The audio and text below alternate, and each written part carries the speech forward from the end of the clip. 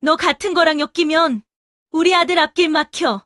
위자료 줄 테니까 당장 도장 찍고 나가. 병실을 쩌렁쩌렁 울리는 시어머니의 폭언.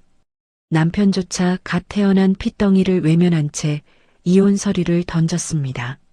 하지만 그들은 꿈에도 몰랐습니다. 지금 맨발로 쫓겨나는 며느리의 주머니 속에 이 병원의 운명을 결정할 비밀의 열쇠가 들어있다는 사실을요. 시댁 식구들이 촌스럽다고 비웃던 그 낡은 금반지 하나 때문에 내일 아침 병원장들이 며느리 앞에서 90도로 허리를 숙이고 시어머니가 그 자리에서 기절초풍하게 될 줄은 상상조차 못했겠죠. 이 사연이 마음에 닿으시면 구독과 좋아요 한 번만 꾹 눌러주세요. 새벽 3시 억수같이 쏟아지는 빗줄기가 병원 유리창을 사정없이 때리고 있었습니다. 그 차가운 병실 안 영주는 숨조차 크게 쉬지 못하고 갓 태어난 아이를 끌어안고 있었죠. 산후의 몸은 천근만근이었고 아랫배에서는 아직도 욱신거리는 통증이 밀려왔습니다. 그때였습니다. 병실 문이 벽에 부딪히며 굉음을 냈습니다. 시어머니 명자가 성난 황소처럼 들이닥쳤죠. 야, 너 아직도 안 나갔니? 내 말이 말 같지 않아? 명자는 대답도 듣지 않고 영주의 침대 옆 서랍장을 뒤졌습니다. 지갑을 낚아채더니 카드를 쏙 빼내고는 바닥에 침을 뱉듯 내뱉었죠. 이거 내 아들 카드지? 반납해. 빈손으로 왔으면 빈손으로 나가야지. 어디서 주제도 모르고 버텨. 근본이 없으니까 눈치도 없는 거야. 어머니, 아직 산후조리도 안 끝났어요. 밖엔 비가 억수로 쏟아지는데. 영주가 절규했지만 소용없었습니다. 명자는 귀를 틀어막고 있는 것처럼 꿈쩍도 하지 않았죠. 곧이어 병원 직원들이 들이닥쳤습니다. 그들은 영주의 짐을 거칠게 싸기 시작했죠. 캐리어 지퍼가 잠기는 소리가 영주의 심장을 날카롭게 긁어댔습니다. 환자분, 퇴원 수속 끝났습니다. 나가주세요. 간호사조차 싸늘했습니다. 돈 앞에서는 백의의 천사도 없는 법이었죠. 영주는 짐짝처럼 떠밀려 병실 밖으로 내몰렸습니다. 엘리베이터 문이 닫히는 순간 명자의 비웃음 섞인 목소리가 등 뒤로 꽂혔습니다. 꼴 좋다. 불량품 나은 주제에 호강을 받았어? 가정교육을 어떻게 받았으면 그런 애를 낳아. 불량품? 그 말이 영주의 가슴에 대못처럼 박혔습니다. 1층 로비는 냉골이었습니다. 창밖에는 천둥번개가 세상을 갈라놓을 듯이 치고 있었죠. 영주는 얇은 환자복 위에 가디건 하나만 걸친 채 아이를 품에 꼭 안고 떨었습니다. 이가 덜덜 부딪혔고 젖은 머리카락이 이마에 찰싹 달라붙었죠. 그때 회전문이 돌아가며 남편 민석이 들어왔습니다. 여보, 제발. 아이가 젖을 먹어야 해. 오늘 하루만이라도 있게 해줘. 영주가 민석의 바짓가랑이를 붙잡았습니다. 무릎이 차가운 대리석 바닥에 닿았죠. 하지만 민석은 영주를 벌레 보듯 내려다봤습니다. 이거나. 옷 구겨져. 민석은 영주의 손을 툭 뿌리쳤습니다. 그리고 우산을 펴며 차갑게 등을 돌렸죠. 호적 정리할 거니까 연락하지 마. 고아원에 넘기든 네가 키우든 알아서 해. 내 인생 망치지 말고. 급이 안 맞는 결혼이었어. 처음부터. 민석은 그렇게 빗속으로 사라졌습니다. 영주는 그 자리에 주저앉았습니다. 회전문 틈으로 들이닥친 빗물이 아이의 포대기를 적셨죠. 아이가 칭얼거렸고 영주는 젖은 손으로 아이의 볼을 쓰다듬었습니다. 아가 미안해. 엄마가 힘이 없어서 미안해. 돈이 없어서 힘이 없어서 내 새끼가 쓰레기 취급을 받았습니다. 영주는 이를 악물었죠. 어금니가 으드득 소리를 냈습니다. 눈물 섞인 빗물을 손등으로 훔쳐내자 그녀의 눈빛이 독하게 변했습니다. 서러움이 걷히고 그 자리에 시퍼런 칼날 같은 결기가 들어찼죠. 불량품? 아니, 너희가 쓰레기야. 내가 치워줄게. 영주는 주머니 속에서 무언가를 꺼냈습니다. 낡고 투박한 금색 반지였죠. 시댁 식구들이 촌스럽다고 비웃던 그 반지. 영주가 반지를 손에 꽉 쥐자 차가운 금속의 감촉이 손바닥을 파고들었습니다. 영주는 떨리는 손으로 휴대폰을 꺼내 어딘가로 전화를 걸었습니다. 배터리가 3%, 화면이 위태롭게 깜빡였죠. 신호음이 길게 이어졌습니다. 제발 받아줘요, 아버지. 여보세요. 수화기 너머로 묵직하고 중후한 노인의 목소리가 들려왔습니다. 이제 알겠냐? 돈 보고 덤비는 놈들이 어떤 놈들인지. 영주는 빗물에 젖은 얼굴을 들었습니다. 병원 건물을 올려다보는 그녀의 눈빛에는 서늘한 살기가 감돌고 있었죠. 네, 아버지. 병원 인수건 제가 직접 처리하겠습니다. 밤새 퍼붓던 비가 그쳤습니다. 거짓말처럼 맑은 아침이 밝았습니다. 민성병원 로비는 평소보다 분주했습니다. 병원장 승진을 앞둔 민서, 이사장 사모님 명자, 이른 아침부터 직원들을 닥달하고 있었습니다. 명자는 밍크 코트를 걸친 채였습니다. 로비 바닥을 지팡이로 톡톡 두드렸습니다. 청소부들을 향해 앙칼진 목소리가 떨어졌습니다. 바닥에 광나게 닦아요. 오늘 혜성그룹 회장님 오시는 날인 거 몰라요? 먼지 한 톨이라도 나오면 다들 해고야. 해고. 직원들은 겁에 질려 대걸레질을 서둘렀습니다. 민성 역시 넥타이를 매만지며 초조한 기색이 역력했습니다. 어머니, 영주 그 여자가 깽판이라도 치러 오면 어쩌죠? 오늘 계약 망치면 저 병원장 승진도 끝이에요. 명자는 코웃음을 쳤습니다. 여유만만한 표정이었습니다. 아들의 옷매무새를 다듬어주며 대답했습니다. 걱정도 팔자다. 빗속에 거짓골로 쫓겨난 것이 무슨 낯짝으로 여길 오겠니? 쪽팔려서라도 못 와. 그년 쫓아냈으니 이제 우리 병원엔 꽃길만 남은 거야. 모자는 다가올 파멸은 꿈에도 모른 채 김칫국을 마시고 있었습니다. 사람을 헌신짝처럼 버려놓고도 저리 당당하다니 참으로 기가 막힐 노릇이었습니다. 그때였습니다. 육중한 엔진 소리가 들려왔습니다. 검은색 최고급 세단 행렬이 병원 정문으로 미끄러져 들어왔습니다. 오셨다. 명자가 호들갑을 떨었습니다. 민서가 허리 펴 자세를 고쳐 잡았습니다. 직원들도 일제히 하던 일을 멈췄습니다. 문 쪽을 향해 도열했습니다. 병원의 운명이 걸린 혜성그룹 회장의 방문이었으니까요. 가장 앞서 들어온 세단의 문이 열렸습니다. 명자와 민석은 약속이라도 한 듯 90도로 허리를 숙였습니다. 어서 오십시오, 회장님. 누추한 곳까지 방문해 주셔서 영광입니다. 우렁찬 인사가 로비를 채웠습니다. 하지만 차에서 내린 사람은 그들이 기다리던 백발의 노인이 아니었습니다. 또각또각 차가운 구두 굽소리가 대리석 바닥을 울렸습니다. 그들 앞으로 다가왔습니다. 고개를 숙이고 있던 민서. 그의 시야에 낯익은 운동화 대신 세련된 검은색 정장 구두가 들어왔습니다.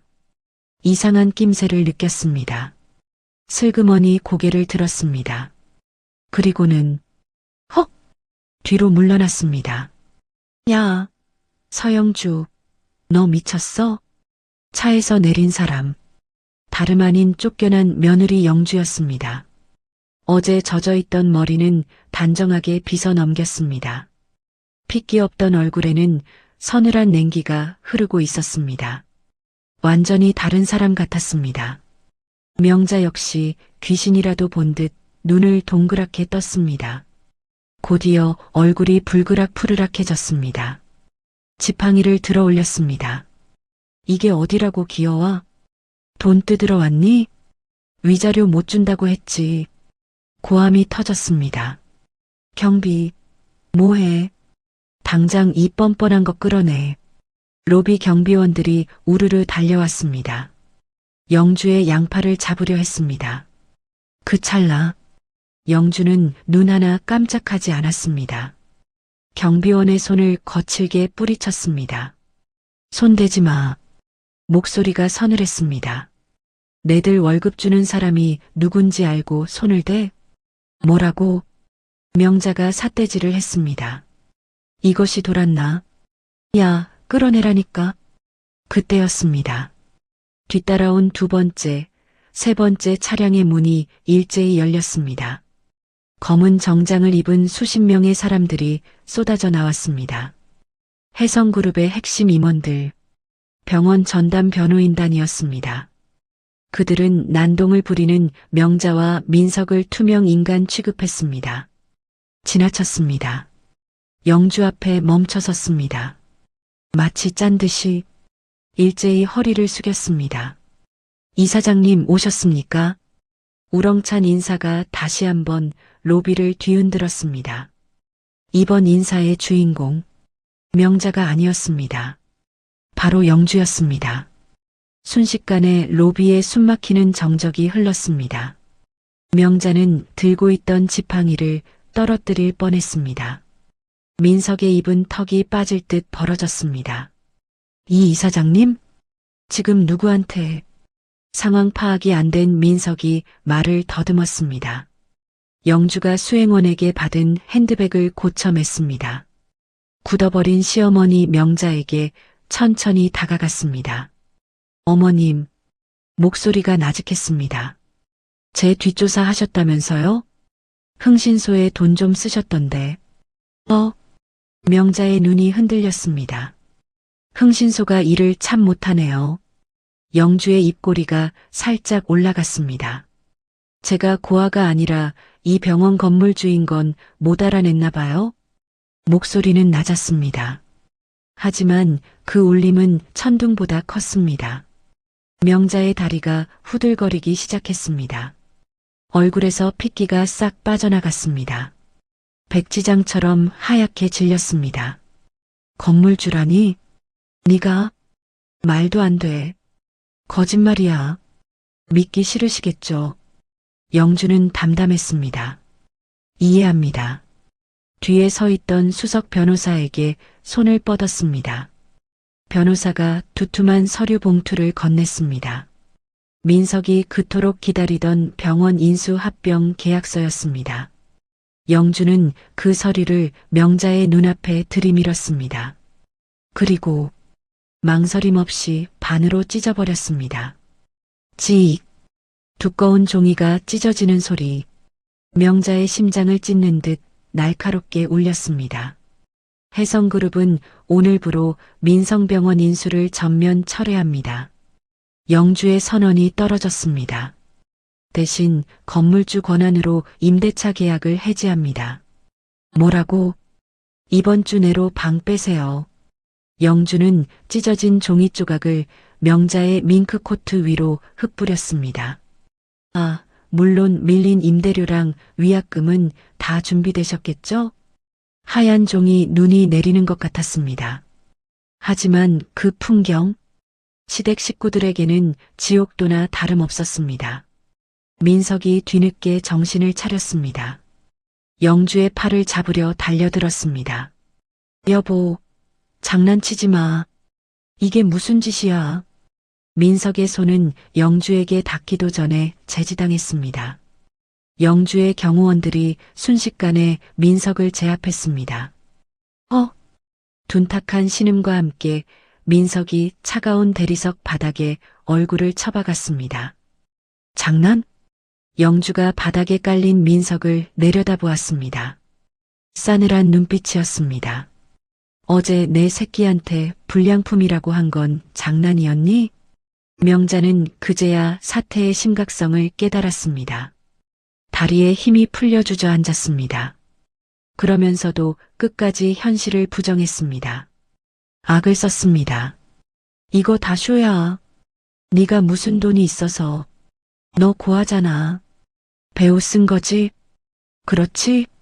참으로 끈질긴 아집이었습니다.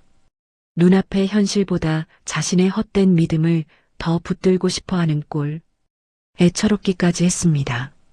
영주는 대꾸할 가치도 없다는 듯 휴대폰을 꺼냈습니다. 스피커폰 버튼을 눌렀습니다. 로비 전체에 쩌렁쩌렁한 노인의 목소리가 울려 퍼졌습니다. 김 원장, 해성그룹 이 회장의 목소리였습니다. 명자도 익히 알고 있는 그 음성. 내 딸 눈에서 눈물 나게 하면 자네 눈에선 피눈물 날 거라고 경고했었지? 명자의 입이 붕어처럼 뻐끔거렸습니다. 더 이상 부정할 수 없는 진실. 쇠망치처럼 머리를 강타했습니다. 회장님? 그럼 설마 3년 동안 내 딸 무시하고 구박한 대가 톡톡히 치르게 될 거야. 각오해라. 전화가 끊겼습니다. 뚝 끊어진 신호음. 마치 명자의 목숨줄이 끊어지는 소리 같았습니다. 명자는 비명도 지르지 못했습니다. 그 자리에서 그만 실금하고 말았습니다. 바닥으로 노란 물이 흘러나왔습니다. 아무도 그녀를 도와주지 않았습니다. 직원들은 고소하다는 눈빛으로 혹은 공포에 질린 눈빛으로 그 몰락을 지켜볼 뿐이었습니다. 영주는 더러운 것을 보았다는 듯 시선을 거두었습니다. 신생아실 쪽을 바라보았습니다. 아이가 잠시 머물고 있는 곳이었습니다. 어제 빗속에서 떨며 다짐했던 약속. 지킬 시간이었습니다. 이제 시작이야. 영주의 눈빛은 흔들림이 없었습니다. 내 아이가 겪은 모욕. 1000배 만배로 갚아줄게. 가면은 벗겨졌습니다. 진짜 주인이 누구인지 만천하에 드러났습니다. 하지만 이것은 시작에 불과했습니다. 탐욕의 눈먼 자들이 스스로 파놓은 무덤. 그 속으로 걸어 들어가는 처절한 드라마. 이제 막 막을 올렸을 뿐이었으니까요. 영주의 서슬 퍼런 선전포고는 빈말이 아니었습니다. 병원은 그날 오후부터 아수라장으로 변했거든요. 영주의 지시 하나에 병원의 모든 시스템이 마비되기 시작했습니다. 원무과에서는 접수 시스템이 멈췄다며 직원들이 아우성을 쳤습니다. 약재실에서는 발주가 막혔다며 전화통에 불이 났습니다. 하지만 가장 큰 문제는 따로 있었습니다. 뭐, 우리 병원 법인 카드가 정지됐다고? 그게 말이 돼? 원장실에서 명자가 고래고래 소리를 지르고 있었습니다. 격리과장에게 걸려온 전화였습니다. 네, 사모님 아니, 이사님. 본사에서 모든 법인 계좌를 동결시켰답니다. 지금 당장 약품 대금 결제도 안 된다는데요. 명자는 속에서 천불이 났습니다. 수화기를 바닥에 내동댕이 쳤습니다. 옆에서 넋이 나간 채 앉아있던 민석이 머리를 감싸쥐었습니다. 엄마 어떡해? 제약회사 영업사원들이 벌써 소문 듣고 찾아왔어. 밀린 대금 달라고 난리야. 당장 42억을 어디서 구해? 42억. 영주가 청구한 위약금과 밀린 임대료였습니다. 푼돈이라며 우습게 봤던 며느리가 내민 계산서치고는요. 뼈를 깎아내는 듯한 금액이었습니다. 네가 마누라 단속을 어떻게 했길래 이 사달이나. 싹싹 빌어서라도 돌려놔. 네가 가장이잖아. 명자가 삿대질을 하며 민석을 닥달했습니다. 하지만 이번엔 민석도 가만히 있지 않았습니다. 그동안 엄마 치마폭에 숨어 살던 마마보이가 처음으로 이빨을 드러냈거든요. 엄마가 버리라며. 장애인이라고 쫓아낸 건 엄마잖아. 왜 나한테만 그래? 나도 피해자라고. 뭐, 이 자식이 미쳤나? 명자가 민석의 뺨을 후려치려 했습니다. 민석은 엄마의 손을 거칠게 뿌리쳤습니다. 모자 사이의 실내는 이미 산산조각이 나 있었습니다. 돈이라는 끈이 떨어지자 가족이라는 허울도 썩은 동아줄처럼 끊어져 버린 것입니다. 그때였습니다. 밖에서 웅성거리는 소리가 들렸습니다. 원장님, 지금 은행에서 압류 딱지 붙이러 왔습니다. 명자와 민석의 얼굴이 동시에 사색이 되었습니다. 벌써 압류라니요. 영주의 일처리는 무서울 정도로 신속했습니다. 두 사람은 허둥지둥 복도로 뛰쳐나갔습니다. 빨간 딱지를 든 집행관들이 병원 집기마다 딱지를 붙이고 있었습니다. 환자들은 수군거리며 그 광경을 구경했습니다. 어떤 이들은 핸드폰으로 영상을 찍고 있었습니다. 안 돼. 이거 내 거야. 손대지 마. 명자가 자신의 애장품인 도자기 화병을 껴안았습니다. 바닥에 드러누웠습니다. 하지만 집행관들은 냉정했습니다. 업무 방해하지 마세요. 비키십시오. 집행관들은 명자를 밀어내고 화병에도 빨간 딱지를 붙였습니다. 명자는 바닥을 치며 통곡했습니다. 민석은 그 꼴을 보며 뒷걸음질 쳤습니다. 쪽팔려서 견딜 수가 없었습니다. 그때 민석의 눈에 멀리서 이 광경을 지켜보는 영주의 모습이 들어왔습니다. 영주는 2층 난간에 기대어 있었습니다. 마치 연극을 관람하듯 무표정하게 내려다보고 있었습니다. 민석은 본능적으로 계단을 뛰어 올라갔습니다. 여보, 영주야. 영주가 고개를 돌려 민석을 바라봤습니다. 민석은 영주 앞에 무릎을 꿇었습니다. 내가 잘못했어. 내가 죽일 놈이야. 근데 우리 애잖아. 내가 아빤데 애 생각해서라도 이러면 안 되지. 민석은 비굴하게 영주의 바짓가랑이를 잡고 늘어졌습니다. 어제까지만 해도 불량품이라며 버렸던 아이를요. 이제는 볼모로 삼아 구걸하고 있는 꼴이었습니다. 영주는 그 모습이 역겨워 구역질이 날 지경이었습니다. 아빠, 넌 그 아이 아빠 자격 없어. 친권 포기 각서 썼잖아. 기억 안 나? 그건 엄마가 시켜서. 또 엄마 핑계. 지겹지도 않니? 영주는 민석의 손을 벌레 털어내듯 털어냈습니다. 그때 영주의 수행원 무전기에서 다급한 목소리가 들려왔습니다. 이사님, 지금 신생아실에서 연락이 왔습니다. 아이가 열이 심하게 오릅니다. 경기를 일으키는 것 같습니다. 영주의 눈이 커졌습니다. 민석도 그 소리를 들었습니다. 의사로서의 본능이었을까요? 아니면 마지막 기회를 잡으려는 계산이었을까요? 민석이 벌떡 일어났습니다. 애 상태가 안 좋아. 내가 봐줄게. 나 의사잖아. 민석이 신생아실 쪽으로 달려가려 했습니다. 하지만 영주가 앞을 막아섰습니다. 더러운 손 치워. 내 아이한테 손끝 하나라도 대면 그땐 진짜 가만 안 둘 거야. 영주는 민석을 거칠게 밀쳐냈습니다. 민석은 뒤로 나동그라졌습니다. 영주는 수행원들과 함께 급히 신생아실로 뛰어갔습니다. 민석은 차가운 복도 바닥에 버려진 채였습니다. 멀어지는 영주의 뒷모습을 멍하니 바라볼 뿐이었습니다. 추락하는 것에는 날개가 없다고 했던가요? 한때 병원장 승진을 꿈꾸던 남자. 이제 자신의 아이조차 볼 수 없는 처지가 되었습니다. 이 몰락은 아직 바닥에 닿지도 않았습니다. 더 깊고 어두운 지옥이 그들을 기다리고 있었으니까요. 다행히 아이는 단순한 고열이었습니다. 혜성그룹 의료진의 신속한 조치 덕분에 안정을 되찾았습니다. 영주는 잠든 아이의 이마를 닦아주며 깊은 안도의 한숨을 내쉬었습니다. 하지만 병원 밖은 영주의 마음과 달리 시끄러웠습니다. 궁지에 몰린 명자가 최후의 발악을 시작한 것입니다. 재벌가 며느리의 갑질, 시어머니를 폭행하고 병원을 뺏으려 한다. 자극적인 썸네일을 단 명자의 인터뷰 영상이 지역 맘카페와 유튜브로 순식간에 퍼져나갔습니다. 영상 속 명자는 헝클어진 머리에 멍든 눈으로 울고 있었습니다. 물론 그 멍은 압류 딱지를 막으려다 제풀에 넘어져 생긴 것이었습니다. 하지만 영상만 보면 영락없는 피해자였습니다. 제가 며느리한테 맞았어요.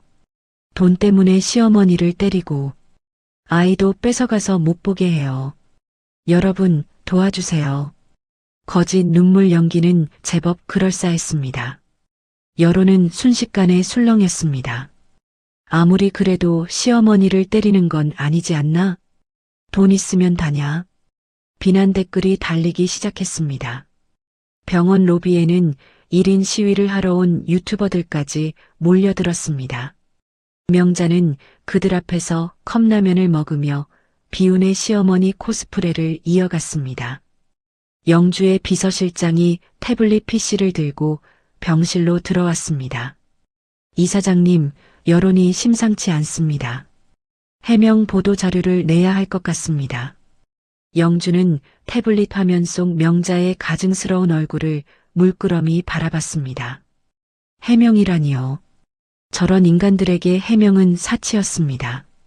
영주는 비서실장에게 짧게 지시했습니다. 기자회견 준비하세요. 오늘 오후 2시 병원 대강당에서. 네. 직접 나서시게요? 네. 제가 직접 끝내겠습니다. 아, 그리고 준비해둔 그 영상도 챙기세요. 오후 2시 병원 대강당은 기자들로 발 디딜 틈이 없었습니다. 검은 정장을 입은 영주가 단상에 올랐습니다. 화려한 장식도 감정적인 호소도 없었습니다. 영주는 마이크 앞에 서서 담담하게 입을 열었습니다. 저는 오늘 혜성그룹 이사장이 아닌 한 아이의 엄마로서 이 자리에 섰습니다. 카메라 플래시가 터졌습니다. 영주는 잠시 숨을 고르더니 말을 이었습니다. 시어머니 박명자 씨가 주장하는 폭행과 갑질은 모두 사실무근입니다. 진실은 여기 있습니다. 영주가 손짓하자 강당의 대형 스크린에 영상이 재생되었습니다. 바로 며칠 전 그날 밤이었습니다. 조리원 특실 CCTV였습니다. 화면 속 명자는 갓난아기 옆에 이혼 서류를 집어 던지고 있었습니다. 민석은 넥타이를 풀며 커리어에 흠집 운운하고 있었습니다. 검사 결과 봤다. 선천적 난청이라며. 우리 최 씨 가문에 그런 불량품은 없어. 내 커리어의 스크래치야. 위자료 줄 때 정리해. 명자와 민석의 육성이 강당 전체에 울려 퍼졌습니다. 적나라한 폐륜의 현장이었습니다. 기자들은 숨을 죽이고 화면을 응시했습니다. 셔터 소리조차 멈췄습니다. 충격 그 자체였습니다. 불량품? 누군가 작게 탄식했습니다. 장애가 있는 갓난아기에게 불량품이라니요. 사람들의 표정이 경악에서 분노로 바뀌었습니다. 영주는 떨리는 목소리로 덧붙였습니다. 제 아이가 난청 판정을 받자마자 그들은 저를 쫓아냈습니다. 아이를 버리라고 강요했습니다. 이것이 그들이 말하는 피해자의 실체입니다. 장례는 아수라장이 되었습니다. 실시간으로 중계되던 라이브 방송의 채팅창이 폭발했습니다. 시댁을 욕하는 글로 도배되었습니다. 와 사람이냐? 짐승도 제 새끼는 안 버린다. 불량품? 지들이 불량품이네. 저런 의사가 운영하는 병원 절대 안 간다. 명자는 병원 로비에서 스마트폰으로 이 기자회견을 보고 있었습니다. 자신의 치부가 전 국민에게 생중계되는 것을 보며요. 명자는 비명도 지르지 못하고 그 자리에 털썩 주저앉았습니다. 끝났다. 명자의 손에서 스마트폰이 미끄러져 떨어졌습니다. 주변에 있던 유튜버들이 이번엔 명자에게 카메라를 들이댔습니다. 할머니, 저 영상 사실이에요? 진짜 손녀 보고 불량품이라고 했어요? 할머니 대답 좀 해봐요. 명자는 쏟아지는 질문 세례를 피해 화장실로 도망쳤습니다. 하지만 이미 늦었습니다. 그녀가 쓴 가면은 산산조각이 났습니다. 추악한 민낯이 만천하에 드러났습니다. 가해자의 주도권은 완전히 상실되었습니다. 이제 남은 것은 그들이 저지른 죄에 대한 혹독한 대가뿐이었습니다. 영주는 단상에서 내려오며 생각했습니다. 이것은 단순한 복수가 아니라 잘못된 것을 바로잡는 정의 구현이라고. 그 정의의 칼날은 이제 더 깊은 곳을 향해 겨누어지고 있었습니다. 기자회견으로 명자의 추악한 민낯이 드러난 그날 밤, 민성병원 지하 주차장은 쥐 죽은 듯 고요했습니다. 을씨년스러운 형광등 불빛만이 깜빡거리고 있었습니다. 영주는 자신의 검은색 세단 운전석에 앉아 있었습니다. 차가운 핸들을 꽉 쥐고 있었습니다. 누군가 조심스럽게 차창을 두드렸습니다. 영주가 고개를 돌렸습니다. 창문 너머로 불안한 눈빛의 남자가 서 있었습니다. 낯이 익은 얼굴이었습니다. 민석이 병원장실로 자주 부르던 제약회사 영업사원 김 과장이었습니다. 영주가 경호원에게 눈짓하자 창문이 스르르 내려갔습니다. 누구시죠? 서영주 이사장님 되십니까? 저 최민석 원장 담당 영업사원 김철수입니다. 남자는 잔뜩 겁에 질린 표정이었습니다. 주위를 두리번거렸습니다. 마치 누가 쫓아오기라도 하는 사람처럼 안색이 창백했습니다. 남자는 품속에서 두툼한 서류 봉투를 꺼냈습니다. 영주에게 내밀었습니다. 봉투를 잡은 손이 사시나무 떨리듯 덜덜 떨리고 있었습니다. 이게 뭡니까? 장부입니다. 최 원장이 시킨 리베이트 이중 장부랑 프로포폴 불법 투약 기록입니다. 영주의 눈매가 날카로워졌습니다. 남자는 울먹이며 다급하게 말을 이었습니다. 저도 살고 싶어서 가져왔습니다. 이사장님 기자회견 보고 깨달았습니다. 최 원장이 이번 일 터지자마자 저한테 다 뒤집어 씌우려고 했습니다. 자기는 모르는 일이라고, 제가 독단적으로 한 일이라고 꼬리 자르기를 하려는데 저만 감옥 갈 순 없습니다. 제발 선처해 주십시오. 영주는 봉투를 열어 내용을 확인했습니다. 기가 막힐 노릇이었습니다. 민석이 그동안 영업비 명목으로 제약회사들을 협박해 뜯어낸 억대 리베이트 자금 흐름. 적나라하게 적혀 있었습니다. 그뿐만이 아니었습니다. VIP 환자들에게 몰래 빼돌린 향정신성 의약품 관리 대장, 가짜 처방전 내역까지 빼도 박도 못할 범죄의 증거들이었습니다. 김 과장님 늦었지만 현명한 선택하셨습니다. 이 자료 검찰에 넘기겠습니다. 법정에서 증인으로 서주실 수 있죠? 네. 시키는 대로 다 하겠습니다. 저 좀 살려주십시오. 남자는 영주 앞에서 90도로 허리를 숙였습니다. 영주는 차가운 눈으로 봉투를 다시 닫았습니다. 이제 민석의 목을 칠 칼자루는 영주의 손에 쥐어졌습니다. 다음 날 아침, 병원장실, 민석은 문을 이중으로 걸어 잠그고 있었습니다. 미친 듯이 문서 파쇄기를 돌리고 있었습니다. 날카로운 기계음과 함께 종이가 잘려나갔습니다. 그 소리가 민석의 곤두선 신경을 긁어댔습니다. 민석의 셔츠는 이미 땀으로 흠뻑 젖어 있었습니다. 에어컨을 틀었는데도 식은 땀이 비 오듯 흘러내렸습니다. 책상 위에는 파쇄해야 할 서류들이 산더미처럼 쌓여 있었습니다. 다 없애야 해. 흔적을 남기면 안 돼. 민석의 손이 다급하게 움직였습니다. 어제 영주의 기자회견 이후 병원 로비에는 환자들의 환불 요구 전화가 빗발치고 있었습니다. 의사들조차 이런 병원에선 못하겠다며 사직서를 내고 도망가는 판국이었습니다. 민석은 어떻게든 증거를 인멸하고 해외로 튈 생각뿐이었습니다. 비자금 통장에 넣어둔 돈만 챙기면 어디 가서든 살 수 있을 거라 믿었습니다. 이것만 없애면 이것만. 그때였습니다. 굳게 잠긴 원장실 문이 부서져라 열렸습니다. 고막을 찢을 듯한 굉음이 진료실을 뒤흔들었습니다. 민석은 소스라치게 놀라들고 있던 서류를 떨어뜨렸습니다. 문 밖에는 검은 양복을 입은 건장한 남자들이 서 있었습니다. 서울중앙지검 특수부 수사관들이었습니다. 최민석 씨, 의료법 위반, 업무상 횡령, 마약류 관리법 위반 혐의로 체포합니다. 민석은 파쇄기 옆에 주저앉으며 뒷걸음질 쳤습니다. 다리가 풀려 일어설 수도 없었습니다. 말도 안 돼 영장 가져와. 영장? 수사관이 민석의 눈앞에 파란색 체포영장을 들이밀었습니다.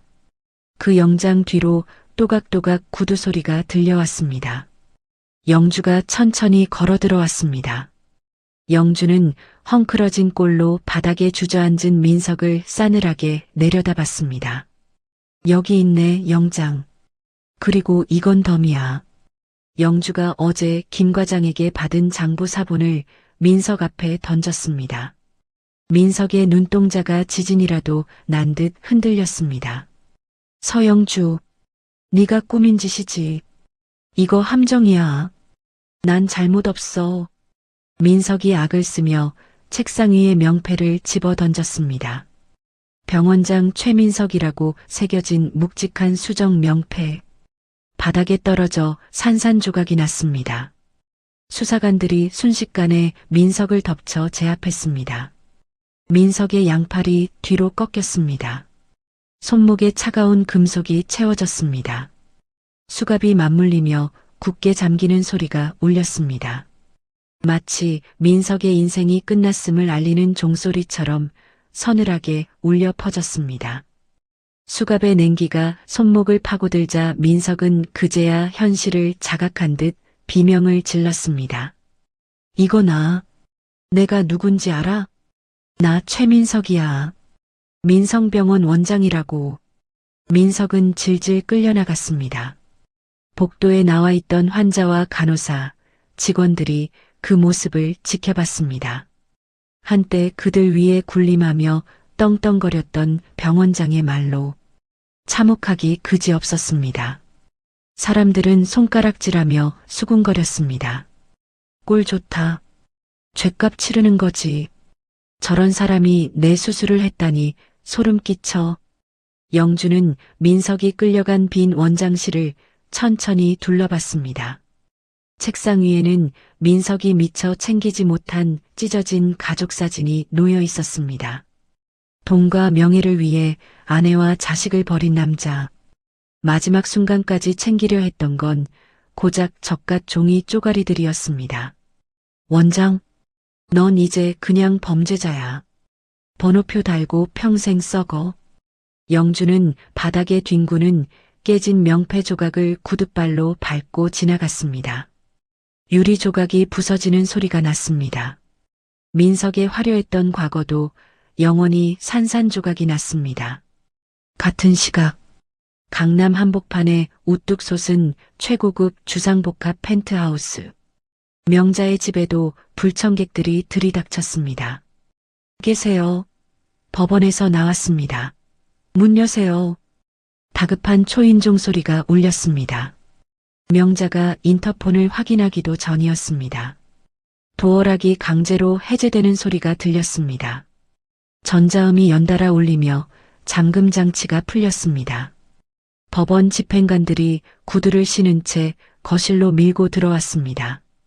흙 묻은 신발 자국이 하얀 대리석 바닥을 더럽혔습니다. 뭐 하는 짓이야? 남의 집에 신발을 신고 들어와? 미쳤어? 나가. 명자가 악을 썼습니다. 하지만 집행관들은 명자를 투명 인간 취급했습니다. 손에 든 빨간 딱지 뭉치를 꺼내 들었습니다. 능숙하게 움직이기 시작했습니다. 강제 집행 나왔습니다. 방해하지 말고 비키세요. 집행관들은 명자의 보물들을 하나씩 점령해 나갔습니다. 거실 한쪽 벽면을 가득 채운 80인치 최신형 TV, 이태리에서 공수해온 수천만 원짜리 가죽 소파, 장식장에 진열된 수십 년 된 발렌타인 양주들, 명자가 평생을 바쳐 모은 과시용 전리품들, 흉측한 빨간 딱지가 덕지덕지 붙었습니다. 연거푸 딱지가 붙을 때마다요. 마치 명자의 가슴에 대못을 박는 것 같았습니다. 명자는 숨이 넘어갈 듯 헐떡였습니다. 소파로 달려들었습니다. 안 돼. 저건 내 칠순 때 받은 건데. 저건 건드리지 마. 이 도둑놈들아. 명자가 소파를 온몸으로 감싸 안고 바닥에 드러 누웠습니다. 하지만 덩치 큰 집행관은 명자를 가볍게 들어 올렸습니다. 옆으로 밀쳐냈습니다. 명자는 바닥에 엉덩방아를 찧었습니다. 업무 방해죄 추가되고 싶습니까? 얌전히 계세요. 이게 다 서영주 그 작자 짓이지? 내가 가만 안 둬. 내 변호사 불러. 김 변호사 오라고 해. 변호사요? 김 변호사님, 어제 사임계 제출하셨던데요. 수임료 입금 안 됐다고요. 집행관의 비웃음 섞인 대답에 명자는 말문이 막혔습니다. 영주가 모든 계좌를 가압류해 놓았습니다. 변호사비는커녕 당장 편의점 갈 돈도 인출할 수 없는 상태였습니다. 자신이 가진 모든 것이 영주 손바닥 위에 있었다는 걸 명자는 그제야 뼈저리게 실감했습니다. 집행관이 안방으로 들어갔습니다. 명자의 안색이 흑빛으로 변했습니다. 거긴 명자가 가장 아끼는 밍크 코트와 에르메스 가방들이 있는 곳이었습니다. 안 돼. 거긴 안 돼. 명자가 기어가듯 따라갔습니다. 하지만 이미 집행관은 드레스룸을 열고 있었습니다. 수천만 원을 호가하는 밍크 코트들이 줄줄이 압류 목록에 올랐습니다. 집행관은 명자를 위아래로 훑어보더니 말했습니다. 지금 입고 계신 가디건도 벗으시죠. 그것도 명품이네요. 뭐, 이걸 벗으라고? 그럼 나보고 벌거벗고 나가라는 거야? 압류 대상입니다. 협조 안 하시면 강제로 벗깁니다. 명자는 치욕스러움에 입술을 깨물었습니다. 결국 덜덜 떨며 입고 있던 캐시미어 가디건을 벗어줬습니다. 집행관이 던져준 건 현관 신발장에 굴러다니던 낡은 경량 패딩 점퍼였습니다. 이거라도 입고 나가세요. 밖은 춥습니다. 나가라니?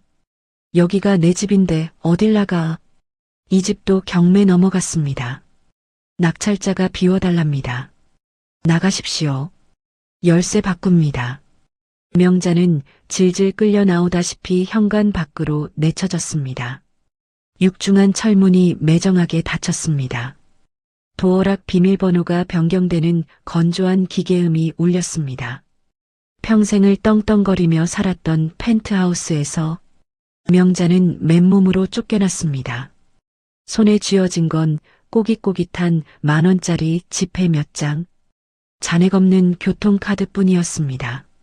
아이고 아이고 내 팔자야. 영주야 며느라. 명자는 복도 차가운 대리석 바닥에 주저앉았습니다. 땅을 치며 통곡했습니다. 엘리베이터를 기다리던 이웃 주민들이 힐끔거리며 혀를 찼습니다. 저 할머니 며느리 쫓아내더니 꼴 좋네. 그러게 죄짓고는 못 산다니까. 뿌린 대로 거두는 거지. 수군거리는 소리가 비수처럼 꽂혔습니다. 명자는 도망치듯 비상계단으로 내려왔습니다. 아파트를 빠져나오자 밖에는 비가 추적추적 내리고 있었습니다. 일장 그때처럼요. 하지만 이번엔 명자를 태워줄 기사도 없었습니다. 우산을 씌워줄 아들도 없었습니다. 갈 곳이 없어진 명자는 빗속을 정처 없이 걸었습니다. 화려했던 명품 구두는 진흙투성이가 되었습니다. 미용실에서 드라이한 머리는 비에 젖어 미역 줄기처럼 얼굴에 달라붙었습니다. 배가 너무 고팠습니다. 편의점 앞을 서성였습니다. 진열된 삼각김밥이 눈에 들어왔습니다. 평소라면 서민 음식이라며 거들떠보지도 않았을 음식이었습니다. 지금은 산의 진미처럼 보였습니다. 명자는 떨리는 손으로 김밥 하나를 집었습니다. 주머니에 넣으려 했습니다. 할머니, 지금 뭐 하세요? 알바생의 고함에 명자는 소스라치게 놀랐습니다. 김밥을 떨어뜨렸습니다. 아니, 내가 돈이 없어서 그런 게 아니라 지갑을 두고 와서 경찰 부르기 전에 나가세요. 나이 드시고 왜 그러세요, 진짜. 재수없게. 알바생에게 등 떠밀려 쫓겨난 명자. 서러움에 눈물이 왈칵 쏟아졌습니다. 결국 명자가 도착한 곳은 지하철역이었습니다. 퀴퀴한 냄새가 진동하는 노숙자들 틈. 신문지 한 장을 깔고 누웠습니다. 차가운 시멘트 바닥의 냉기가 뼛속까지 스며들었습니다. 내가 어쩌다 이렇게 됐나? 내 병원, 내 집. 명자는 더러운 소매로 눈물을 훔쳤습니다. 며느리 영주를 쫓아낼 때만 해도 자신이 이 세상의 주인인 줄 알았습니다. 하지만 그것은 돈이라는 썩은 동아줄 위에 지은 모래성일 뿐이었습니다. 파도는 밀려왔고 성은 흔적도 없이 사라졌습니다. 남은 것은 초라하고 욕심 많은 늙은이 하나뿐이었습니다. 명자의 흐느낌 소리가 지하철역의 어둠 속으로 쓸쓸하게 흩어졌습니다. 구치소의 밤은 바깥 세상보다 훨씬 길고 차가웠습니다. 3.5평 남짓한 좁은 홍거실. 민석은 구석 자리에 웅크린 채 멍하니 천장을 바라보고 있었습니다. 퀴퀴한 곰팡이 냄새와 땀 냄새가 뒤섞인 공기. 숨이 턱턱 막히는 것 같았습니다. 내가 왜 이런 곳에 있어야 해? 민석은 아직도 현실을 받아들이지 못하고 있었습니다.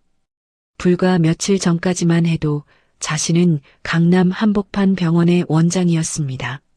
간호사들이 굽실거리고 환자들이 선생님이라 부르며 받들어 모시던 엘리트였습니다.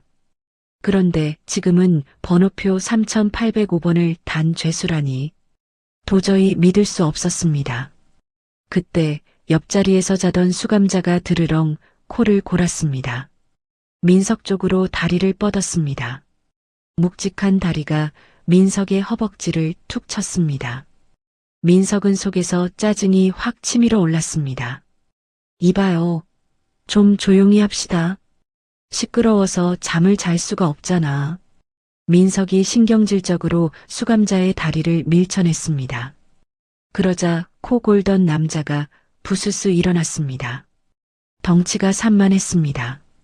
팔뚝에는 호랑이 문신이 가득했습니다. 이 방의 방장이었습니다. 방장이 개슴츠레한 눈으로 민석을 노려보았습니다. 낮게 으르렁거렸습니다. 뭐라 그랬냐? 지금 나쳤냐? 민석은 기가 찼습니다. 사회에 있을 때는 눈도 못 마주쳤을 인간들이었습니다. 감히 자신에게 덤비다니요. 민석은 콧방귀를 뀌며 대꾸했습니다. 그래, 쳤다. 내가 누군지 알아? 나 의사야. 너네 같은 범죄자들이랑 레벨이 다르다고. 알았으면 조용히 좀 해.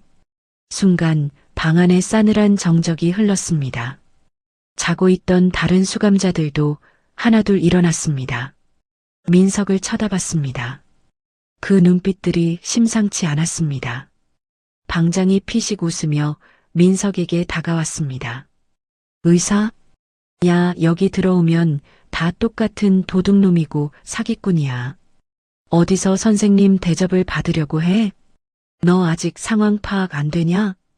방장의 거친 손이 민석의 멱살을 잡았습니다. 민석은 숨이 턱 막혔습니다. 이거 안 나? 교도관 불러. 감방장 오라고 해. 민석이 소리를 지르려던 찰나였습니다. 방장이 민석을 벽으로 거칠게 밀어붙였습니다. 둔탁한 충격과 함께 민석의 뒤통수가 벽에 부딪혔습니다. 눈앞에 별이 번쩍였습니다. 입 닥쳐. 한 번만 더 잘난 척하면 그땐 진짜 의사 필요하게 만들어줄 테니까. 찌그러져 있어. 방장이 민석을 바닥에 내동댕이 쳤습니다. 민석은 비명도 지르지 못하고 구석에 처박혔습니다. 누구 하나 도와주는 사람이 없었습니다. 오히려 꼴 좋다는 듯 낄낄거리는 비웃음 소리만 들렸습니다. 민석은 무릎을 감싸 안고 숨죽여 울었습니다. 자신이 쌓아올린 모든 권위가 이곳에서는 휴지 조각만도 못했습니다. 이곳은 정글이었습니다. 자신은 가장 약한 초식동물에 불과했습니다. 다음 날 아침, 점호가 끝나고 교도관이 철창을 두드렸습니다. 3805번 등기 왔다. 민석은 반색하며 달려나갔습니다. 변호사에게 온 연락일 것이라 확신했습니다. 분명 보석으로 풀려날 방법이 있을 거라고, 엄마가 힘을 썼을 거라고 믿었습니다. 감사합니다. 민석은 떨리는 손으로 봉투를 받아들었습니다. 하지만 발신인을 확인하는 순간 민석의 심장이 덜컥 내려앉았습니다. 로펌이 아니었습니다. 발신인은 보건복지부 의료자원정책과였습니다. 불길한 예감이 스쳤습니다. 민석은 허겁지겁 봉투를 뜯었습니다. 안에는 붉은색 관인이 찍힌 공문서 한 장이 들어 있었습니다.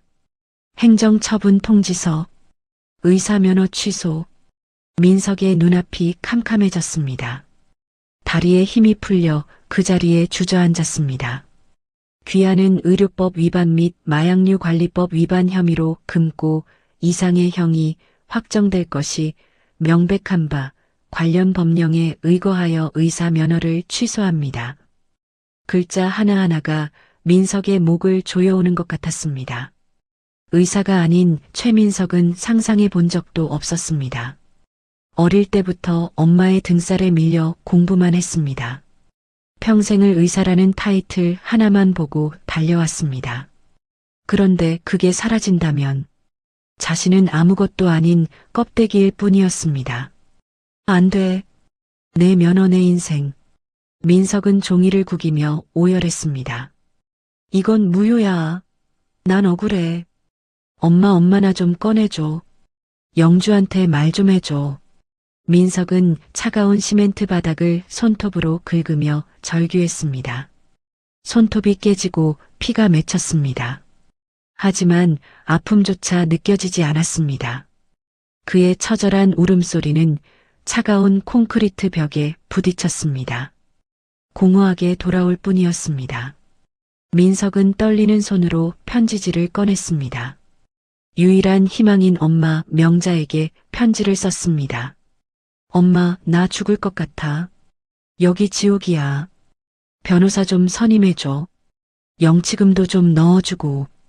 제발 나 좀 살려줘.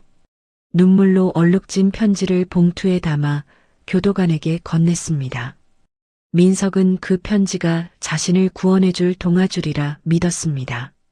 하지만 며칠 뒤 그 편지는 뜯기지도 않은 채 그대로 돌아왔습니다. 봉투 겉면에는 붉은 도장으로 수취인 불명이라고 찍혀 있었습니다. 수취인 불명이라니요? 주소 맞는데? 우리 집 맞는데? 민석이 교도관에게 따져 물었습니다. 교도관은 무심하게 대답했습니다. 거기 사는 사람 없답니다. 이사 갔대요. 민석은 그제야 깨달았습니다. 엄마가 살던 펜트하우스에서도 쫓겨났다는 사실을요. 엄마도 자신처럼 길바닥에 나앉았다는 것을요. 이제 그를 도와줄 사람은 세상에 단 한 명도 없었습니다. 민석은 반송된 편지를 가슴에 품었습니다. 차가운 독방 바닥에 몸을 웅크렸습니다. 뼛속까지 시려오는 고독과 후회가 쓰나미처럼 밀려왔습니다. 자신이 버렸던 아내 영주의 얼굴이 떠올랐습니다. 한 번도 안아주지 않았던 딸의 얼굴도 떠올랐습니다. 하지만 이미 너무 늦어버린 뒤였습니다. 후회는 언제나 모든 것을 잃은 뒤에야 찾아오는 법이니까요. 며칠 뒤 절망의 늪에서 허우적대던 민석에게 교도관이 찾아왔습니다. 3805번 면회.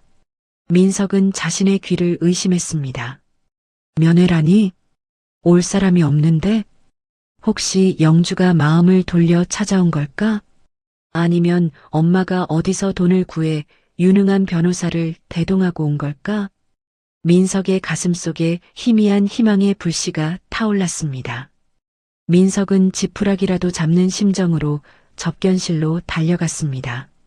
가는 동안 머릿속으로 수만 가지 시나리오를 그렸습니다. 나가면 제일 먼저 따뜻한 국밥을 먹어야지. 영주한테 싹싹 빌어서라도 다시 시작해야지. 하지만 접견실 문을 열고 들어선 순간 민석의 기대는 산산이 조각났습니다. 유리창 너머에 앉아있는 사람. 민석이 알던 우아한 병원장 사모님이 아니었습니다. 떡진 백발 머리에 떼국물 흐르는 꾀재재한 점퍼, 구분 등 영락없는 노숙자 행색의 노파였습니다. 명자였습니다. 엄마. 민석은 충격에 입을 다물지 못했습니다. 명자의 얼굴은 며칠 사이에 10년은 늙어 보였습니다. 눈밑은 퀭하게 꺼져 있었습니다. 입술은 바짝 말라 터져 있었습니다. 명자는 초점 없는 눈으로 민석을 멍하니 바라보았습니다. 아들의 얼굴을 확인하자마자 대뜸 소리를 질렀습니다. 야, 이 멍청한 자식아. 네가 처신을 똑바로 했어야지. 마누라 하나 관리 못해서 이 꼴을 만들어? 걱정이나 위로 대신 날아온 건 비난이었습니다. 민석은 어이가 없어 말문이 막혔습니다. 뭐라고? 지금 그게 오랜만에 본 아들한테 할 소리야? 엄마 꼴은 그게 뭐야? 집은 어쩌고? 집이고 나발이고 다 뺏겼다. 길바닥에 나 앉았다고. 이게 다 너 때문이야. 네가 똑똑했으면 영주가 병원장 딸인 걸 진작 알았어야지. 흥신소 말만 믿고 멍청하게 있다가 뒤통수를 맞아? 명자는 가슴을 치며 통곡했습니다. 아들이 감옥에 갇힌 게 불쌍해서가 아니었습니다. 자신의 노후를 책임져줄 의사 아들이라는 든든한 동아줄이 끊어졌다는 사실. 이제 다시는 예전의 영화를 누릴 수 없다는 절망감 때문이었습니다.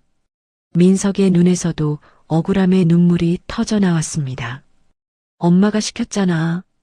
장애인이라고 내쫓으라고 한 게 누군데. 불량품이니 뭐니 하면서 사람 취급도 안 했잖아. 난 엄마 말 듣다가 내 인생 다 망쳤어. 내 의사 면허도 취소됐다고. 뭐? 면허가 취소돼? 아이고 내 팔자야. 명자는 그 자리에서 바닥을 구르며 대성통곡했습니다. 면허 취소라는 말에 명자의 마지막 희망마저 끊어졌습니다. 의사 아들이 없다면 명자에게 민석은 그저 전과자 아들일 뿐이었습니다. 네가 싹싹 빌어서라도 영주 마음 돌려놨어야지. 무릎이라도 꿇고 바짓가랑이라도 잡고 늘어졌어야지. 자존심이 밥 먹여주냐? 빌었어. 빌었다고. 무릎 꿇고 싹싹 빌었어. 근데 엄마가 맘카페에 글 올리고 인터뷰하고 난리치는 바람에 더 망했잖아. 가만히나 있지 왜 쓸데없는 짓을 해서 영주를 자극해. 그럼 가만히 당하고만 있어? 억울해서 그랬다. 억울해서. 내 병원, 내 집, 내 밍크코트까지 다 뺏겼는데. 내가 널 의사 만들려고 평생을 어떻게 살았는데. 시장 바닥에서 생선 팔고 파출부 뛰면서 너 뒷바라지했어. 근데 네가 나한테 이럴 수 있어? 누가 해달랬어? 자기 욕심 채우려고 나 의사 만든 거잖아. 나 의사 하기 싫다고 했을 때 억지로 시킨 게 누군데. 엄마 욕심 때문에 나까지 전과자 되고 인생 종쳤어. 책임져. 내 인생 물어내라고. 모자는 서로에게 삿대질하며 악을 쓰면 울부짖었습니다. 유리창 하나를 사이에 두고 서로의 탓을 하며 바닥까지 드러낸 모자의 모습. 추악하기 그지없었습니다. 한때는 세상 부러울 것 없는 모자였습니다. 돈과 명예를 쫓으며 서로를 끔찍이 아끼는 척했습니다. 하지만 이익이 사라지자 남보다 못한 원수가 되어버렸습니다. 탐욕으로 맺어진 관계의 밑바닥은 썩은 내로 진동했습니다. 접견 시간이 끝났음을 알리는 벨소리가 날카롭게 울렸습니다. 교도관이 민석의 팔을 잡았습니다. 시간 다 됐습니다. 일어나세요. 민석은 교도관의 손을 뿌리치며 유리창에 매달렸습니다. 이대로 엄마를 보내면 정말 끝이라는 생각에 공포가 밀려왔습니다. 나 아직 할 말 남았어. 야, 박명자. 나 여기서 꺼내줘. 돈 숨겨둔 거 있잖아. 아빠 산소에 묻어둔 금괴 있잖아. 그거 팔아서라도 변호사 선임해줘. 나 여기서 못 살아. 제발. 민석은 침을 튀기며 발악했습니다. 명자 역시 유리창에 얼굴을 비비며 소리쳤습니다. 금괴는 무슨 금괴. 그거 네가 도박빚 갚는다고 다 가져갔잖아. 내 돈 내놔. 내 병원 내놔. 이 도둑놈아. 내 인생 돌려놔. 이동합니다. 교도관들이 민석을 강제로 끌어당겼습니다. 민석은 바닥에 질질 끌려가면서도 명자를 향해 손을 뻗었습니다. 엄마, 엄마, 나 좀 살려줘. 영주한테 말 좀 해줘. 엄마. 명자 역시 교도관들에게 제지당해 질질 끌려나갔습니다. 이거 나. 우리 아들 의사야. 너니가 함부로 건들 사람이 아니라고. 아이고, 억울해라. 아이고. 복도 끝에서 멀어지는 두 사람의 저주 섞인 비명소리가 접견실에 메아리 쳤습니다. 그것은 가족의 대화가 아니었습니다. 지옥에 떨어진 악귀들의 아우성이었습니다. 이것이 모자의 마지막 만남이었습니다. 다시는 볼 수 없는 길을 서로에게 침을 뱉고 저주를 퍼부으며 떠나갔습니다.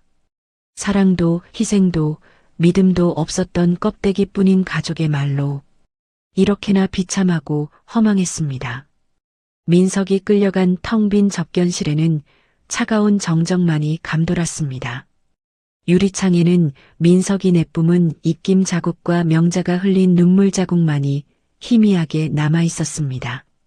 그 자국마저 서서히 사라지고 있었습니다.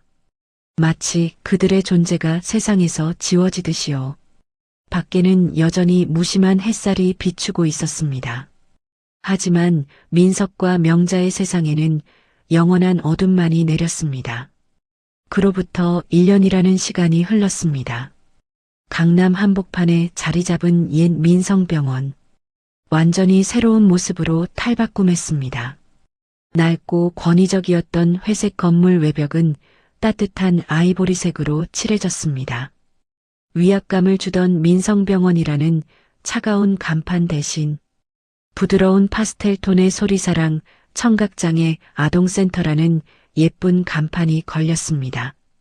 건물 입구에는 휠체어와 유모차가 쉽게 드나들 수 있도록 넓은 경사로가 설치되었습니다. 로비 곳곳에는 아이들이 좋아하는 캐릭터 인형들이 놓여 있었습니다.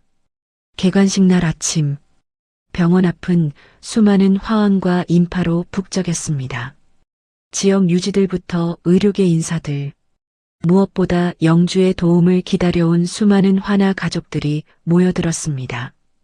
영주는 말끔한 정장을 입고 테이프 커팅식 단상에 섰습니다. 그 옆에는 어느새 훌쩍 자란 딸 소희가 영주의 손을 꼭 잡고 서 있었습니다. 소희의 귀에는 작은 인공화호 기기가 반짝이고 있었습니다. 오늘 이 자리에 서니 감회가 새롭습니다. 영주가 마이크를 잡자 장내가 조용해졌습니다. 영주는 잠시 숨을 고르며 지난 1년의 시간들을 떠올렸습니다. 쫓겨나던 비오는 날의 서러움, 아이를 안고 병원을 전전했던 막막함, 복수를 위해 칼을 갈았던 밤들까지 주마등처럼 스쳐 지나갔습니다. 1년 전 저는 바로 이곳에서 제 아이가 불량품이라는 이유로 쫓겨났습니다. 영주의 목소리가 단단했습니다. 차가운 빛 속에서 아이를 안고 울며 다짐했습니다. 다시는 돈이 없어서 힘이 없어서 치료받지 못하는 아이들이 없게 하겠다고요. 이 아이가 겪은 모욕을 사랑으로 갚겠다고요.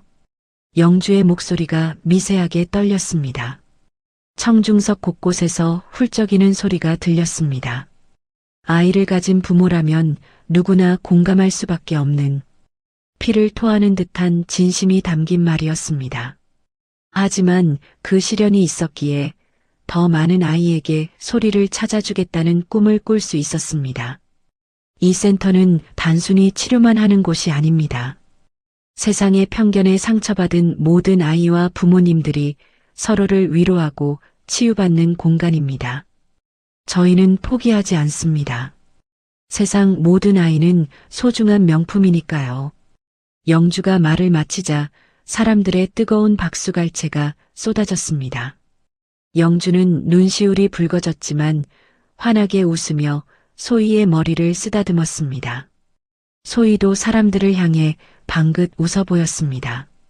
그 미소는 세상 그 어떤 보석보다 빛났습니다.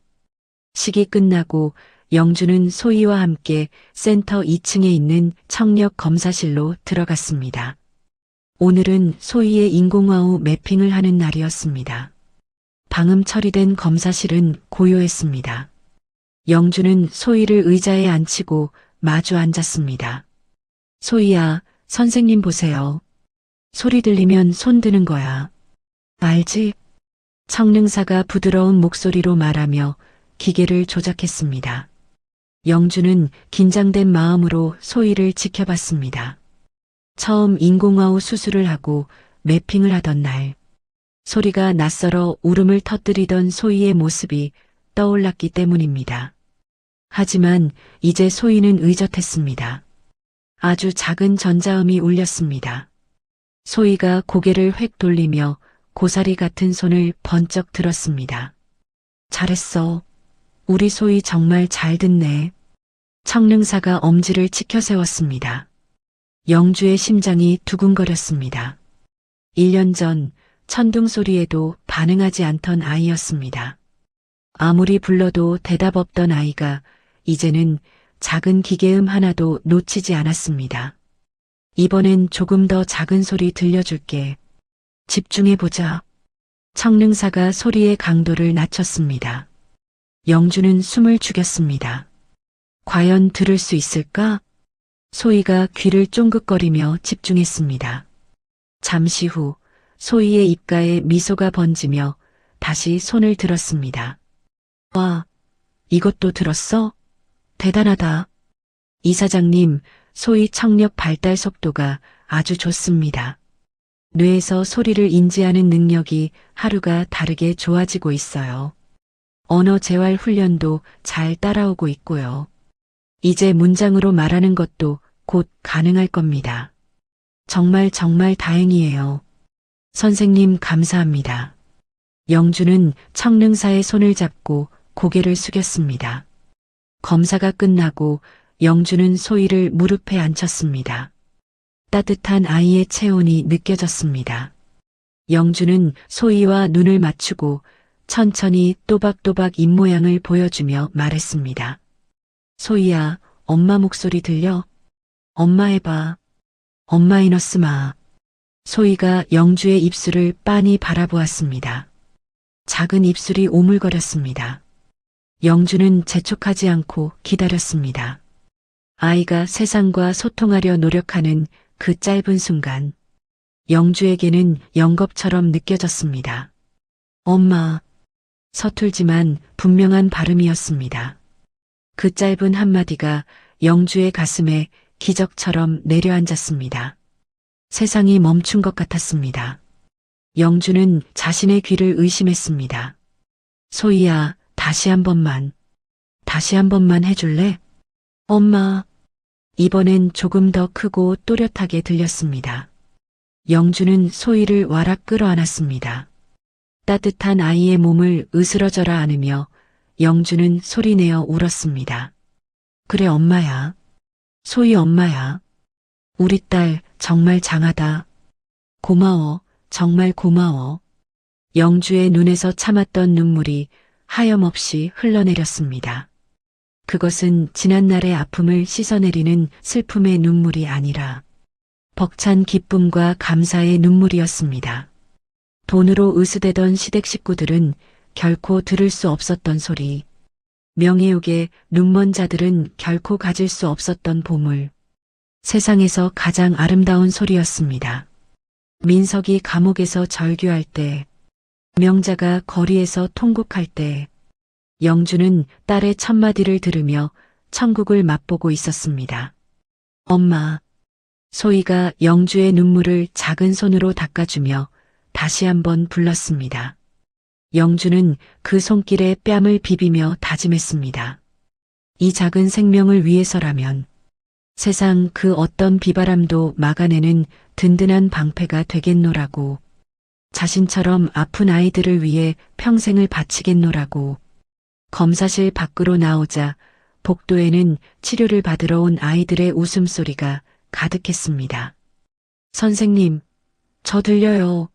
새소리가 들려요. 엄마, 나 이거 탈래. 미끄럼틀 탈래. 시끄러울 정도로 활기찬 그 소음들. 영주에게는 아름다운 교향곡처럼 들렸습니다.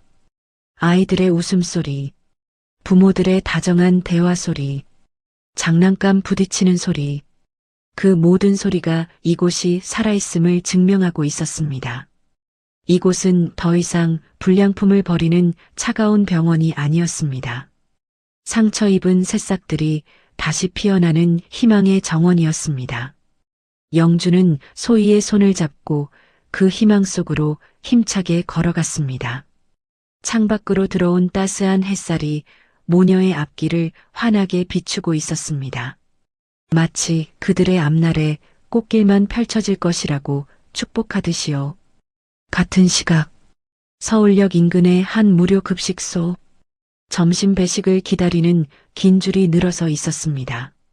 삶에 지치고 허기진 사람들이 묵묵히 자신의 차례를 기다리고 있었습니다. 그곳에 익숙한 듯 낯선 노파 한 명이 서 있었습니다. 떡진 백발 머리를 대충 묶고 꾀재재한 점퍼를 걸친 노파, 굽은 등에 힘없이 늘어뜨린 팔, 화려했던 병원장 사모님, 명자였습니다. 아줌마, 식판 똑바로 잡아요. 없겠네 진짜. 배식 봉사자가 명자에게 핀잔을 주었습니다. 명자는 깜짝 놀라 허둥지둥 식판을 고쳐 잡았습니다. 아이고, 죄송합니다. 명자는 연신 고개를 조아렸습니다. 예전 같으면 감히 누구한테 소리를 질러 하며 펄펄 뛰었을 테지만요. 지금 명자에게 남은 건 비굴한 뿐이었습니다. 명자는 식판에 담긴 식은 밥과 김치, 멀건 국을 받아들었습니다. 구석 자리에 앉았습니다. 숟가락을 들 힘조차 없어 손이 덜덜 떨렸습니다. 한때는 최고급 호텔 뷔페가 아니면 입에도 대지 않던 그녀가요. 이제는 남이 퍼주는 밥 한 끼에 목숨을 걸고 있었습니다. 그때 식당 한편에 켜진 낡은 TV에서 뉴스가 흘러나왔습니다. 화제의 인물, 청각장애 아동의 희망, 소리사랑 센터 서영주 이사장을 만나다. 명자의 숟가락질이 뚝 멈췄습니다. 고개를 들어 TV 화면을 바라보았습니다. 화면 속에는 환하게 웃고 있는 영주가 있었습니다. 그 옆에서 장난치며 웃는 건강한 손녀 소희의 모습도 나오고 있었습니다. 와, 저 사람 대단하네. 자기의 아픈 거 계기로 저렇게 큰 센터를 만들고, 저 옆에 애기 좀 봐. 정말 예쁘게 생겼네. 복덩이야, 복덩이. 주변 노숙자들이 혀를 내두르며 칭찬했습니다. 명자의 가슴이 철렁 내려앉았습니다. 화면 속 영주는 그 어느 때보다 당당하고 빛나 보였습니다. 그 옆에 있는 아이, 자신이 불량품이라며 내다 버리려 했던 그 아이는요, 누구보다 사랑받으며 보석처럼 자라고 있었습니다. 기자가 영주에게 물었습니다. 이사장님께 가족이란 어떤 의미인가요? 영주는 잠시 생각에 잠기더니 카메라를 응시하며 또렷하게 대답했습니다. 가족은 핏줄이나 유전자로 결정되는 게 아니라고 생각합니다. 서로의 부족함을 채워주고 어떤 상황에서도 포기하지 않고 끝까지 책임지는 사람들. 그게 진짜 가족이고 진짜 명품 아닐까요? 영주의 대답에 명자의 눈시울이 뜨거워졌습니다. 끝까지 책임지는 사람. 자신이 내팽개쳤던 그 가치를 며느리는 온몸으로 증명해 보이고 있었습니다. 명자는 자신이 평생 쫓았던 명품의 허상을 깨달았습니다. 밍크 코트도 아니었습니다. 다이아 반지도 아니었습니다. 의사 타이틀도 아니었습니다. 진정한 명품은 바로 저 화면 속에 있었습니다.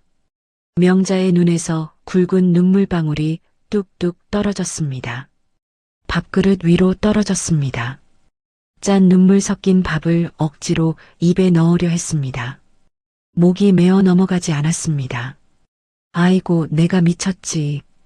복을 제 발로 차버렸어. 내가 눈뜬 장님이었어. 명자는 가슴을 치며 울었습니다. 후회해도 소용없다는 걸 알면서도 짐승처럼 울부짖을 수밖에 없었습니다. 아줌마, 밥맛 떨어지게 왜 울어? 조용히 좀 먹어. 재수없게 진짜. 나가서 울어요. 주변 사람들의 타박이 쏟아졌습니다. 명자는 황급히 눈물을 훔치며 밥그릇을 들고 식당 밖으로 나갔습니다. 차가운 바람이 명자의 앙상한 볼을 스치고 지나갔습니다. 명자는 쭈그리고 앉아 남은 밥을 꾸역꾸역 입에 넣었습니다. 살기 위해서는 먹어야 했습니다. 그것이 욕심 많았던 노파에게 남겨진 유일하고도 처절한 현실이었습니다. 해질 무렵 영주는 병원 옥상 정원에 올랐습니다. 붉게 물든 노을이 세상을 따뜻하게 감싸고 있었습니다. 영주의 옆에는 아버지 해성그룹 이 회장이 나란히 서 있었습니다. 아버지, 저 잘한 거겠죠? 이제 정말 다 끝난 거겠죠? 영주가 조심스럽게 물었습니다. 이 회장이 영주의 어깨를 투박한 손으로 두드려 주었습니다. 그 손길에서 묵직한 사랑이 느껴졌습니다. 그럼 네가 지킨 건 아이 하나가 아니라 사람의 돌이었다. 3년 동안 고생 많았다. 내 딸이지만 정말 자랑스럽구나. 영주는 소희를 안아 올리며 저무는 해를 바라보았습니다. 지난 1년의 시간들이 주마등처럼 스쳐 지나갔습니다. 쫓겨나던 날의 비참함, 복수의 칼날을 갈던 날의 도끼, 마침내 되찾은 평화. 아픔도 있었고 상처도 있었지만 이제는 모두 추억이 되었습니다. 소희가 고사리 같은 손으로 영주의 볼을 만졌습니다. 따뜻했습니다. 영주는 마음속으로 되뇌었습니다. 진짜 명품은 핏줄이나 유전자가 아니야. 어떤 상황에서도 서로를 포기하지 않고 끝까지 책임지는 그 마음. 그게 진짜 명품이야. 영주의 입가에 평온한 미소가 번졌습니다. 그녀의 품에 안긴 소희도 엄마를 따라 방긋 웃었습니다. 두 사람의 행복한 모습 위로 따뜻한 노을빛이 축복처럼 내려앉았습니다. 어둠이 내리고 있었지만 두 사람의 세상은 이제 막 찬란한 아침을 맞이하고 있었습니다.